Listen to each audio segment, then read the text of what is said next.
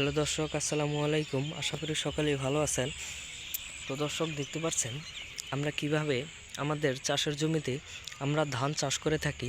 তো বন্ধুরা, অনেক কৃষক ভাইরাই কিন্তু এই ধরনের ধানগুলো চাষ করে থাকে।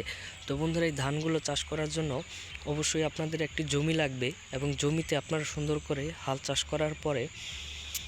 চাষ করে নেওয়ার পরে আপনারা এই জমিতে এই ধানগুলো হাল চাষ করার পরে এই জমিতে পানি দিয়ে একদম কাদা তৈরি করে নেবেন।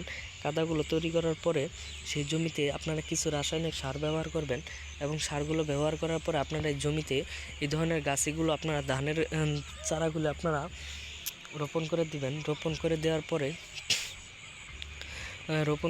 পরে সেইগুলোতে আপনারা আবার পানি দিবেন। পানি দেওয়ার পরে কয়েকদিন বড় হয়ে যাওয়ার পরে তারপর আপনারা কিছু সার প্রয়োগ করবেন এবং সারগুলো প্রয়োগ করার পরে ধানগুলো যখন বড় হয়ে যাবে, তখন এই ধানগুলো বড় হয়ে যাওয়ার পরে সেইগুলো কাটার পরে আপনারা বাড়িতে নিয়ে যেতে পারবেন এবং বাড়িতে নিয়ে আপনারা কেটে মাড়াই ঝাড়াই করার পরে আপনারা সেইগুলা আপনার মেশিনের মাধ্যমে এই ধানগুলো ভাঙানোর পরে আপনারা চাউল তৈরি করতে পারবেন এবং সেই চাউলগুলো আপনারা ভাত রান্না করে খেতে পারবেন এবং এতে করে আপনাদের প্রচুর পরিমাণে লাভবান হতে পারবেন।